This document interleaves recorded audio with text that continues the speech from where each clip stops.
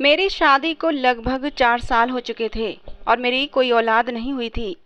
एक तरफ मैं इस बात का भगवान का धन्यवाद भी करती थी कि मेरे अब तक कोई बच्चा नहीं हुआ था, वरना वो भी मेरी तरह ही सिसक-सिसक कर ज़िंदगी गुज़ारता।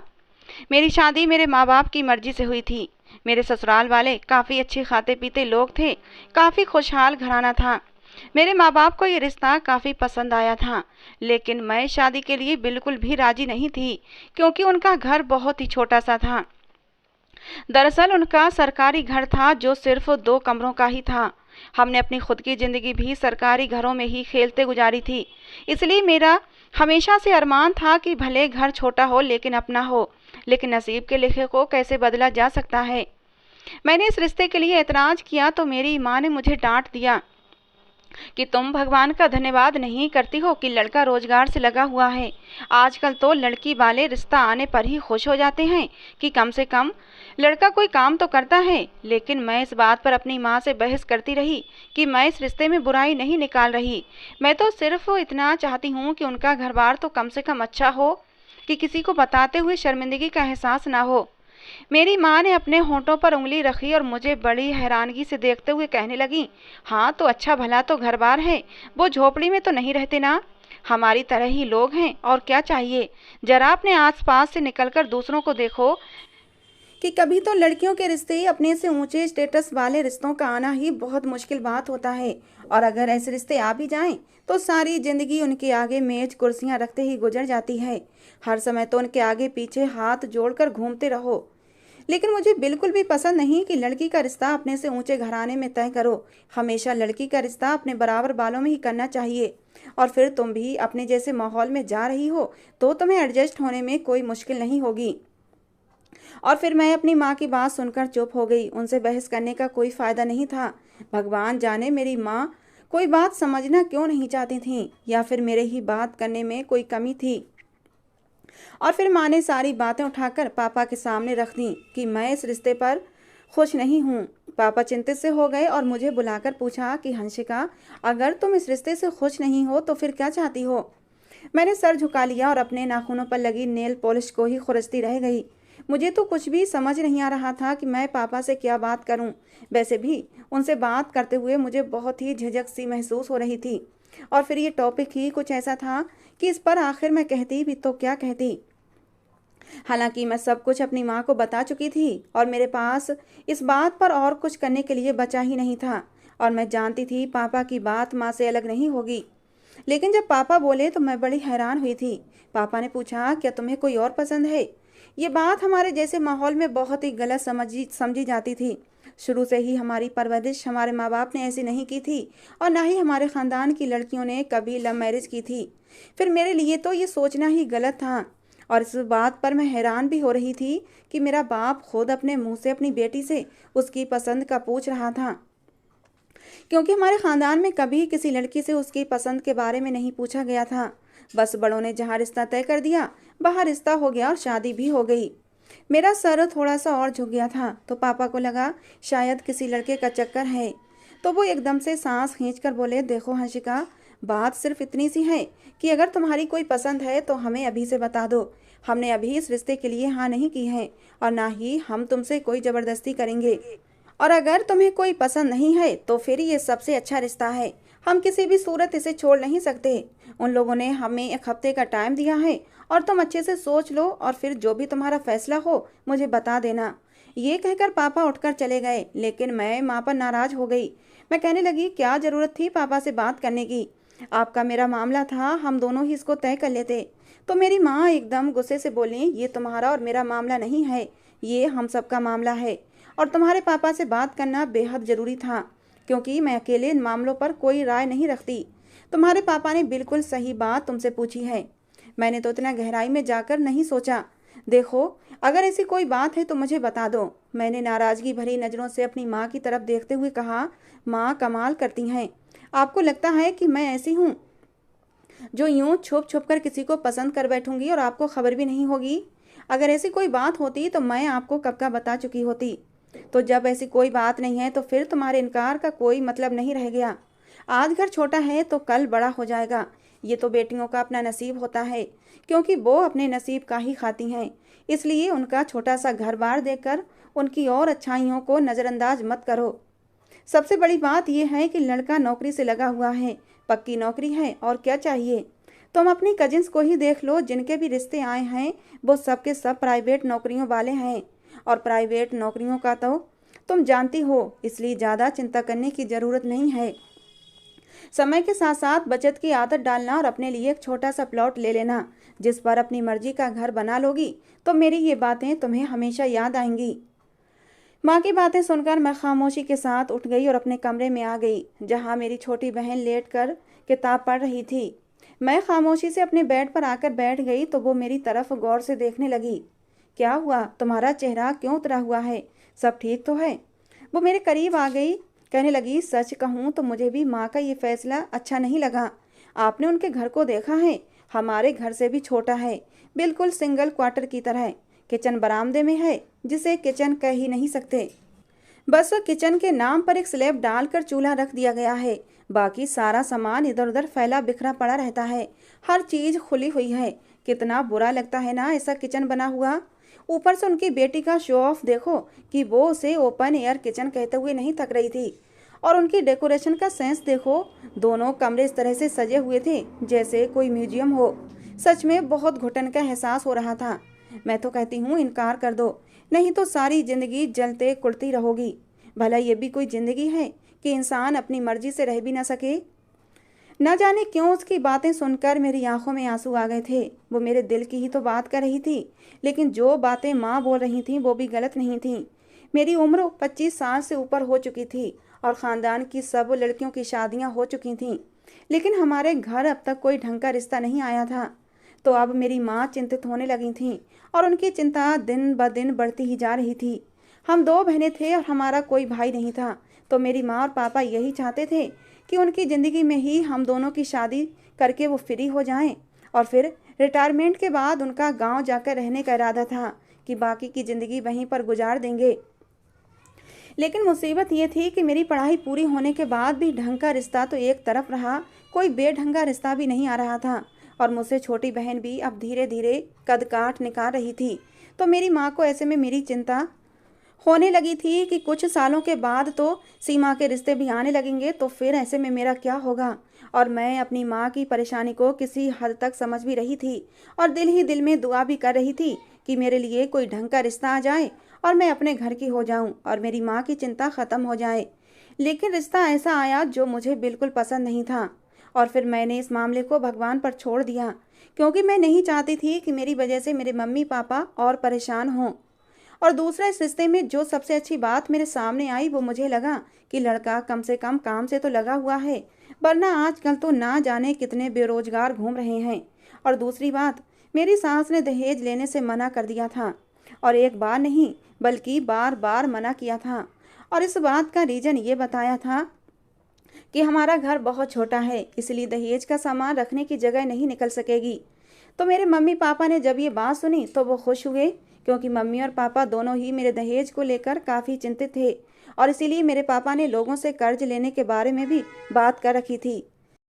लेकिन जब मेरी सास ने दहेज के बारे में मना कर दिया तो पापा ने सुकून की सांस ली और फिर मेरी माँ की तरफ देखते हुए कहा कि मैंने नहीं कहा था, ये लोग बहुत अच्छे हैं, तुम बेकार में ही परेशान हो रही हो।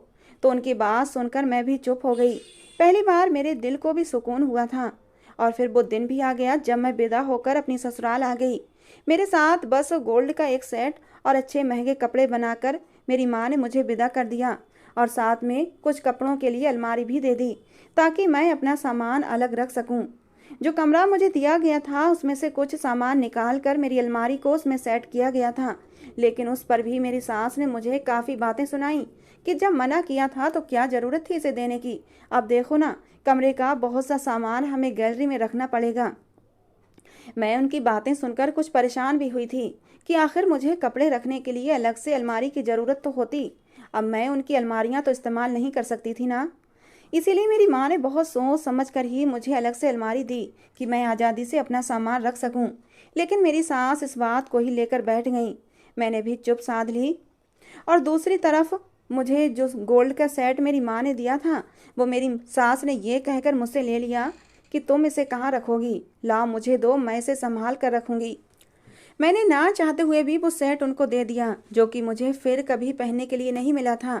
रात को जब बिहान मेरे पास आए और मुझे मुंह दिखाई में सोने की अंगूठी पहनाई, तो बिहान को देखकर पहली बार मुझे अपनी माँ बाप के फैसले पर खुशी हुई थी।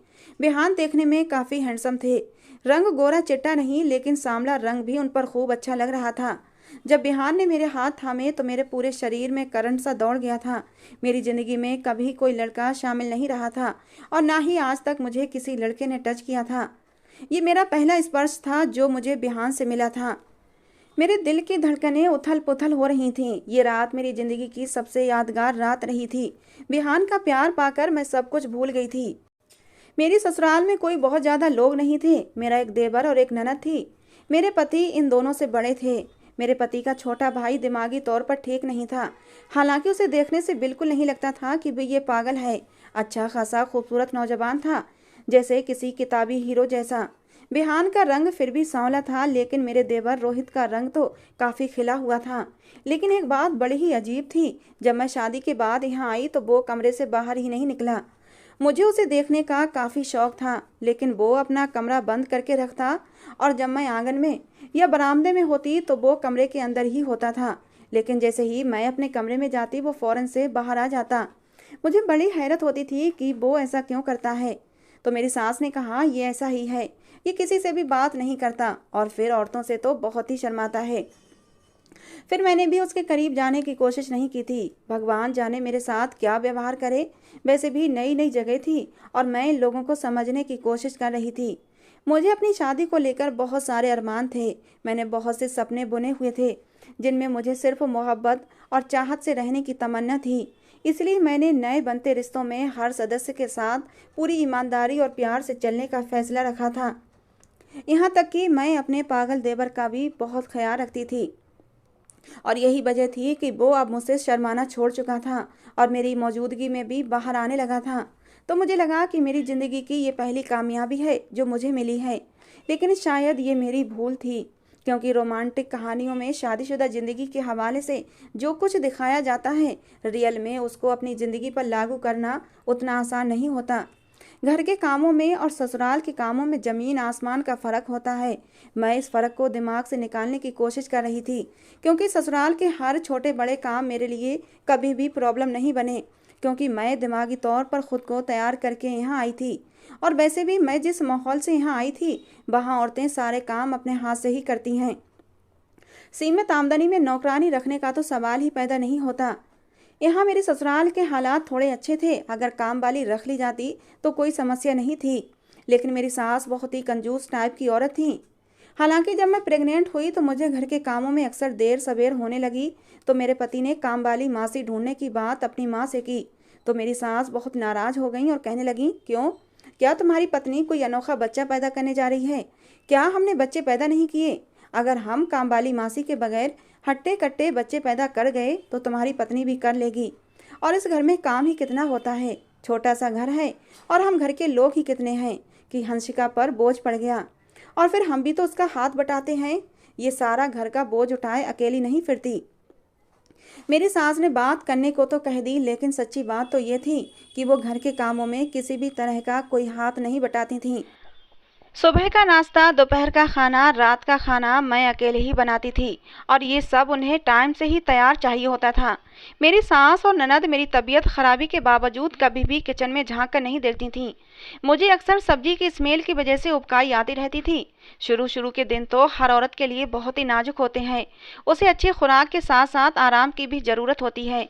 लेकिन मैं जब सुबह उठती तो फिर रात को ही अपने कमरे में आकर बेड पर सोती थी। इस दौरान सारा दिन घर का चूल्हा चौका ही संभालती रह जाती। मेरी ननद जवान थी, चाहती तो मेरा हाथ बटा सकती थी, लेकिन ना जाने मेरी सास ने उसे क्या पट्टी पढ़ाई कि वो बेड से उतरती ही ना थी। एक दो बार अपनी तबीयत खराबी की वजह से मैंने उसे किचन संभालने को बोला तो उसने बहुत ही रूखे शब्दों में मेरे मुंह पर ही इनकार कर दिया। पहली बार मेरा दिल अपने ससुराली रिश्तों से बुरा पड़ गया था, क्योंकि इस हालत में तो औरत को बहुत ज़्यादा केयर की ज़रूरत होती है। केयर तो एक तरफ रही, मुझे तो ढंग से आराम करने को भी नहीं मिलता था। दूसरा, मेरे सर पर एक और आफत थी कि मेरी सास पता नहीं कुछ दिनों से मुझसे ढंग से बात ही नहीं करती थीं। उनका मूड अक्सर अब बदलना शुरू हो गया था। मैं बात भी करती तो बहुत ही ठंडे शब्दों में मुझे जवाब देती और बिना मतलब ही मेरे कामों में कीड़े निकालती रहती। कभी उन्हें सब्जी में कोई स्वाद नजर नहीं आता तो कभी मेरे धुले हुए बर्तन उन्हें गंदे लगते। मेरी प्रेगनेंसी में उन्हें कोनों खुदरों में पड़ा हुआ धूल भी दिखाई देने लगा। हालांकि मैं बहुत कोशिश करती थी, लेकिन अपनी कमजोरी और चकराते सर के साथ मुझे घर चमकाने में कमी रह ही जाती थी। तो मेरी सास मुझे खूब बातें सुनाती, लेकिन जैसे ही बिहान घर में दाखिल होते मेरी सास बहुत ही मीठे शब्दों में बात करती। उनके शब्दों से शहद टपकना शुरू हो जाता। वो बिहान के सामने मेरा बहुत ज़्यादा ख्याल भी रखती, मुझे आराम का कहती और बिहान से कहती कि देखो ना, इसने अपनी क्या हालत बना रखी है। ना ढंग से खाती है, ना पीती है, ना आराम करती है। कल को कुछ उल्टा सीधा हो गया तो फिर हमें मत कहना कि हमने तुम्हारी पत्नी का ख्याल नहीं रखा। तो मैं हैरान परेशान अपनी सास के चेहरे की तरफ देखती रह जाती। ये किस कदर दोगली औरत है, मुझे सारा दिन कामों पर एक टांग पर खड़ा रखती है, लेकिन जैसे ही पति घर आता है तो मेरी सास मेरी बलाएं लेते ना थकती, मुझसे इतनी मोहब्बत जताती। क्योंकि इस चालबाजी पर मेरा दिल फिर खून के आंसू रोने लगता। अपनी माँ के ये सब बताने पर बिहान मेरी तरफ एक नज़र डालते और फिर मुझे अपने साथ लगाकर कहते, हंसिका, मैं ये सब क्या सुन रहा हूँ, खुद का ख्याल रखो। देखो चेहरा कैसा पीला पड़ गया है और हमारे आने वाले बच्चे के बारे में भी सोचो। तुम खुद का ख्याल नहीं रखोगी तो हमारे बच्चे पर बुरा असर पड़ेगा। मैं फीकी सी हंसी हंस देती। असल में बिहान का प्यार ही मेरी ताकत था। अगर बिहान का प्यार न मिलता तो मैं अब तक टूट चुकी होती। एक बार तो मेरे दिल में ख्याल आया कि मैं अपने पति से उनकी माँ की सारी बातें कह दूं, उनकी सारी पोल पट्टी खोल दूं और उन्हें बताऊं कि उनके जाने के बाद ये लोग मेरे साथ क्या सलूक करते हैं। लेकिन फिर मैं ये सोचकर चुप हो जाती कि कहीं मेरे पति को ऐसा न लगे कि मैं उनकी माँ की शिकायत करती हूँ, कहीं उनका दिल मेरी तरफ से बुरा ना हो जाए। यही सोचकर मैं चुप हो जाती। फिर कभी कभी मेरा दिल करता कि मैं अपनी सास से ये बातें जरूर पूछूं कि आखिरकार उनका व्यवहार एकदम से अपने बेटे के आने पर बदल क्यों जाता है। लेकिन बस मेरा वही डर मुझे खामोश कर देता। मैं चाहती थी कि मैं अपने परिवार को जोड़ कर रखूं और उसमें किसी भी तरह का कोई लड़ाई झगड़ा ना हो, इसीलिए मैं सब कुछ सह जाती थी। अगर लड़ाई झगड़े होते भी तो मेरा मायका इतना भरा पूरा नहीं था कि वो लोग मुझे सपोर्ट करते। अगर कुछ ऊंच नीच हो भी जाती तो मेरे मम्मी पापा उल्टा मुझे ही समझा बुझाकर दोबारा मेरी ससुराल भेज देते। इसीलिए मैं चुपचाप समय गुजार रही थी और यही सोचा था कि शायद एक दिन समय अच्छा भी आएगा। लेकिन समय तो शायद ही अच्छा आता। गर्मियों के सख्त दिन जरूर आ गए थे। ये बहुत ही गर्म इलाका था। यहाँ रात को पंखा आग बरसाता था। यहाँ पर दिन को चलने वाली हवाएं गर्म होती, लेकिन रात को भी एक अजीब सी घुटन भरी गर्मी होती थी और पंखे आग बरसाते महसूस होते। घर में एसी सिर्फ सास ससुर के कमरे में लगा हुआ था। ऊपर छत पर एक पुराना सा कमरा बना हुआ था जिसे स्टोर रूम के लिए इस्तेमाल किया जाता था और उसी में मेरा देवर रोहित भी रहता था। वो कम ही नीचे आता था, इसलिए ताज़ा हवा के लिए हम ऊपर छत पर भी नहीं जा सकते थे, क्योंकि मुझे डर था कि कहीं रोहित पर कोई पागलपन का दौरा न पड़ जाए और वो मुझे नुकसान न पहुंचा दे। और फिर नीचे एसी लगा हुआ था जो सिर्फ मेरे सास ससुर के कमरे में था। रात के समय मेरी ननद भी उसी कमरे में जाकर लेट जाती थी। रोहित ने भी वहीं जाकर सोने के लिए अपना इरादा किया, तो मुझे हैरत तो उस समय हुई जब वो अपना तकिया लेकर अकेले ही उनके कमरे में सोने के लिए चले गए। हालांकि बिहान ने मुझे भी कहा कि तुम भी चलो, वहीं एक तरफ अपना बिस्तर लगा लेंगे और सो जाएंगे। लेकिन मैं अपने सास ससुर के कमरे में कैसे सो सकती थी। मैंने मना कर दिया। बिहान कुछ देर तक मुझे देखते रहे और फिर अपना तकिया लेकर चले गए। मैं इस गर्म कमरे में बिल्कुल अकेली रह गई थी। जैसे दिन में धूप की तपिश चमड़ी को सुलझा जाती है, वहीं पर रात को शरीर ऐसे जलता कि रात को उठ उठकर मैं नहाती थी। लेकिन मुझे ऐसा लगता कि जैसे रात कितनी लंबी हो गई है कि गुजरने का नाम ही नहीं ले रही। सुकून का सांस लेती जब सुबह हो जाती, लेकिन फिर वही भाग दौड़ और प्रेगनेंसी में मेरी घबराहट और तबीयत खराबी भी साथ ही साथ चल रही थी। दिल चाहता सारे काम छोड़कर एसी वाले कमरे में जाकर सो जाऊं, लेकिन मेरी सास दिन को एसी लगाने की अनुमति नहीं देती थीं। दिन ब दिन मेरी घबराहट बढ़ती गई। प्रेगनेंसी के दौरान मैं हफ्ते में एक बार अपनी माँ के घर जाती और रात को रहकर वापस आ जाती, तो ये बात भी मेरी सास को पसंद नहीं थी और उनका मूड खराब होने लग जाता और दो दो दिन तक मुझसे बात भी ना करती। मुझे समझ नहीं आता कि आखिर वो ऐसा क्यों करती हैं। क्या मैं अपनी माँ के घर जाना ही छोड़ दूँ? दिन रात की घुटन और चिंताओं से मेरा ये हाल हुआ कि मेरा मिसकैरेज हो गया, और जिसका मुझे बहुत दुख हुआ था, क्योंकि मुझे बच्चे बहुत पसंद थे। शादी से पहले भी मैं जिसका बच्चा देखती उसे गोद में उठाकर चूमने लगती, लेकिन बदकिस्मती से मेरी शादी का दूसरा साल भी शुरू हो गया और मैं दोबारा माँ नहीं बनी। तो मेरी सास उठते बैठते मुझे ताने देने लगी कि तुम्हारे साथ जिन जिन की भी शादियां हुई थीं उन सबके बच्चे हो गए हैं, एक तुम हो कि अभी तक कोई खुशखबरी नहीं दी है। और मुझे ऐसा लगता जैसे इस सब के पीछे मैं ही कसूरवार हूँ। मेरी सास के ताने ख़त्म होने का नाम न लेते। हर आने जाने वाली औरत के सामने अपने बेटे की औलाद न होने की दुख भरी दास्तान लेकर बैठ जाती, और औरतें भी चटकारे भरते हुए मुझे अजीब तरह से देखती। और मेरे घर में औरतों का आना जाना बहुत लगा रहता था, क्योंकि ये आना जाना मेरे देवर की वजह से होता था, क्योंकि उनको लगता कि ये कोई नॉर्मल इंसान नहीं है, इसके पास कुछ ऐसी ताकतें हैं कि ये जिस औरत के सर पर हाथ रख देता है उसकी किस्मत बदल जाती है। लेकिन अजीब बात यह थी कि जब भी कोई औरत उसके पास जाती तो वो बहुत डर जाता था। बहुत मुश्किल से वो औरतों के सर पर हाथ रखता। कई बार मेरे दिल में भी ये बात आई कि मैं अपने सर पर भी हाथ रखवा लूं, ताकि मेरी किस्मत भी खुल जाए और औलाद का जो दुख है, जो कमी मेरी ज़िंदगी में आई है, वो हमेशा हमेशा के लिए ख़त्म हो जाए। लेकिन ना जाने क्यों मुझे ऐसा लगता कि जैसे मैं भगवान के कामों में कमी निकाल रही हूँ। यह गलत है। बच्चे देने का काम तो भगवान का होता है, अगर वो चाहे तो दे, ना चाहे तो ना दे। लेकिन ना जाने क्यों मुझे अपनी छोटी बहन का ख्याल बार बार आता। मेरी बहन के लिए, रिश्तों के लिए मेरी माँ परेशान थी। सीमा अपनी पढ़ाई पूरी कर चुकी थी, लेकिन कोई ढंग का रिश्ता उसके लिए नहीं आ रहा था। वो कई बार मेरे सामने सीमा के रिश्ते की बात कर चुकी थीं। ऐसा नहीं था कि सीमा के लिए रिश्ते नहीं आते थे, बल्कि जो रिश्ते आते वो दोबारा पलटकर जवाब नहीं देते। तो ऐसे में मेरी माँ बहुत परेशान थी। लेकिन मेरी परेशानी मेरी माँ से थोड़ी अलग थी।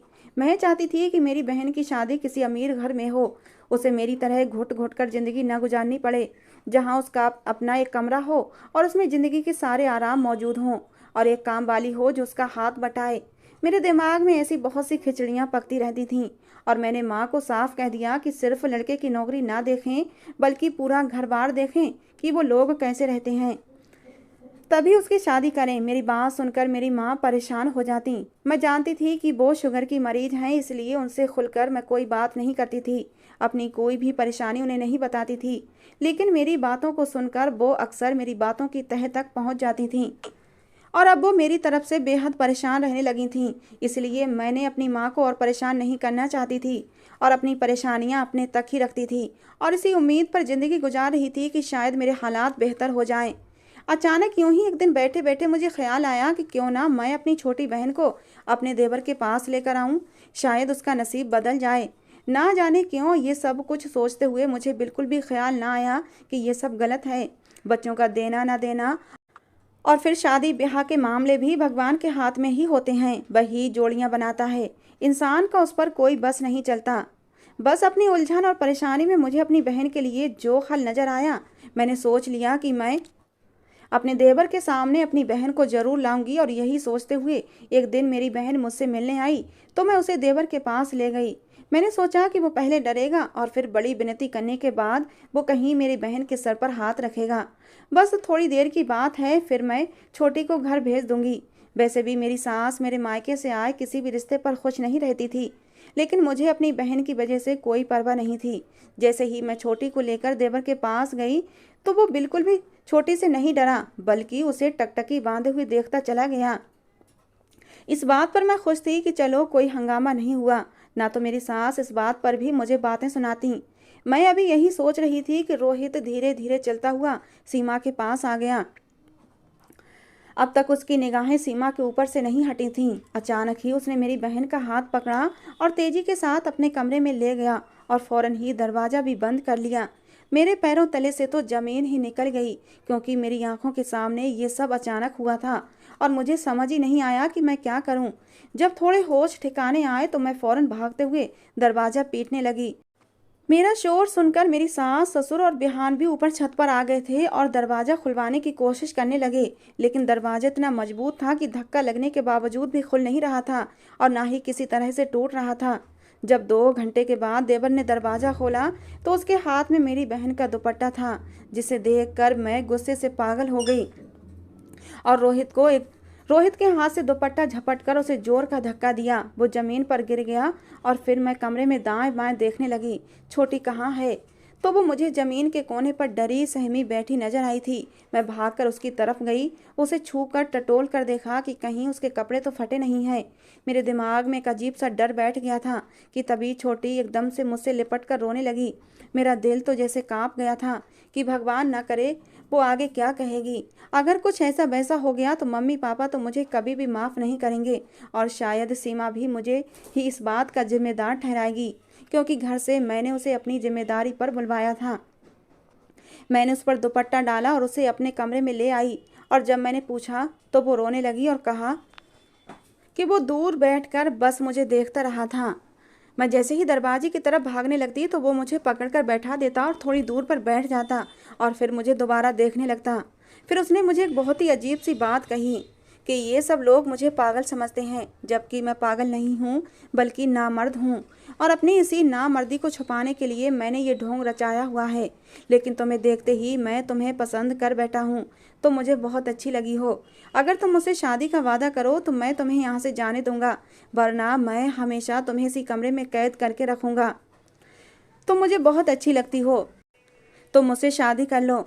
मैंने उसे शादी के लिए हामी भरी और कहा ठीक है, मैं तुमसे शादी के लिए तैयार हूँ। तभी उसने दरवाज़ा खोल दिया। उसकी बात सुनकर जहाँ मुझे अपनी बहन की इज्जत बच जाने की खुशी हुई थी, वहीं पर अपने देवर के लिए मुझे दुख भी हुआ था कि उसे जमाने के तानों से छुपने के लिए किस आजमाइश से गुजरना पड़ रहा है, वरना ये दुनिया तो उसे ताने दे देकर ही मार देती कि आखिर ये शादी क्यों नहीं कर रहा। अच्छा भला तो है, लेकिन शायद वो अपनी इस दीवानगी के धुंध में इन तानों से बच गया है। अब ये लोगों की तो अपनी गलती है कि वो उसे कोई चमत्कारी इंसान समझकर अपनी औरतों को उसके पास लेकर आते हैं और फिर उससे अपने सर पर हाथ रखवाते हैं कि ऐसा करने से उनकी सारी इच्छाएं पूरी होती हैं। अगर वो इतना ही चमत्कारी होता तो सबसे पहले अपने ही सर पर हाथ रखता। उस दिन के बाद मुझे होश आ गया और मैंने भगवान से माफ़ी मांग ली कि मैं ये क्या गलत काम करने जा रही थी। भगवान की मर्जी के बगैर तो पत्ता भी नहीं हिलता। हम इंसानों के बस की क्या बात है कि कुछ कर सकें। अगले ही साल मैंने एक प्यारे से बेटे को जन्म दिया था और मेरी बहन की भी एक अच्छी सी जगह पर शादी हो गई थी। लेकिन शादी के 1 महीने बाद ही वो विधवा हो गई। उसके पति की कोई पुरानी खानदानी दुश्मनी थी, जो उन लोगों ने सीमा के पति को मारकर अपना बदला लिया था। ये ऐसा दुखों का पहाड़ था जो हम पर टूट पड़ा था। मेरी माँ तो इस सदमे से बिस्तर से ही लग गई थी और फिर मेरे दिमाग में सिर्फ रोहित का ख्याल आया। मेरा देवर रोहित पागल नहीं था, वो नॉर्मल था। हाँ, मैं मानती हूँ वो नामर्द था, लेकिन उसका इलाज हो सकता है। मैंने सीमा से बात की कि तुम रोहित से शादी कर लो। पहले तो वो मुझे हैरत से देखती रही, लेकिन माँ की हालत को देखते हुए वो मान गई। मैंने माँ से भी बात की तो मेरी माँ कहने लगी, हंसिका तुम पागल हो गई हो, तुम्हारा देवर पागल है। मैंने माँ को सारी बात बता दी। फिर कुछ सोचते हुए मेरी माँ भी इस रिश्ते के लिए मान गई। मैंने जब बिहान से इस रिश्ते की बात की तो बिहान ने भी वही बात की कि रोहित पागल है और फिर मैंने बिहान को भी सच्चाई बता दी। बिहान बहुत हैरान हुआ और उसे अपने भाई के बारे में ये सब सुनकर दुख भी हुआ था और फिर हम सब ने मिलकर सीमा रोहित की शादी कर दी। रोहित इतना खुश था कि उसकी खुशी देखने लायक थी। जो भी उसे देखता दांतों तले उंगली दबा रहा था, क्योंकि सभी लोग उसे पागल समझते थे और इस समय वो बिल्कुल भी पागल नहीं लग रहा था। और फिर बिहान ने मुझ पर एक और खुलासा किया। जब बिहान ने बताया कि उसने 3 कमरों का फ्लैट खरीद लिया है। मैं तो हैरत से उसे देखती रह गई थी। मैंने कहा, ये तुमने कैसे किया? बिहान ने बताया, मुझे सब पता था कि मेरी माँ और बहन तुम्हारे साथ क्या सलूक करती हैं, लेकिन फिर भी तुमने उफ तक नहीं की, चुपचाप सब कुछ बर्दाश्त करती रही। मैं तुम्हें इस नर्क से निकालना चाहता था, तुम्हें और अपने बच्चे को एक अच्छी ज़िंदगी देना चाहता था। मैंने अपने फंड के पैसों से और कुछ लोन लेकर फ्लैट खरीद लिया है। गांव की कुछ ज़मीनें बेचकर मेरे पति ने रोहित को इलाज के लिए बाहर भेज दिया और जब 6 महीने के बाद रोहित और सीमा विदेश से आए थे तो रोहित बिल्कुल ठीक हो चुका था, बल्कि सीमा तो रोहित के साथ बहुत खुश लग रही थी। मैं, बिहार, रोहित और सीमा अब उसी फ्लैट में रहने लगे हैं। मेरे सास, ससुर और ननद पुराने वाले घर में रहते हैं। हम दोनों बहनें भगवान का जितना धन्यवाद करें कम है कि हमें इतने प्यार करने वाले पति मिले थे। अगर हम अपने सारे मामले भगवान पर छोड़ दें तो हमारे लिए भगवान कभी बुरा नहीं करता। तो दोस्तों ये थी आज की हमारी कहानी। आपको कैसी लगी ज़रूर बताना। पसंद आई हो तो प्लीज़ लाइक करना। रोज़ एक नई कहानी सुनने के लिए हमारे चैनल को भी सब्सक्राइब करना। कहानी को अंत तक सुनने के लिए आप लोगों का बहुत बहुत धन्यवाद दोस्तों। मिलते हैं अगली किसी नई कहानी के साथ।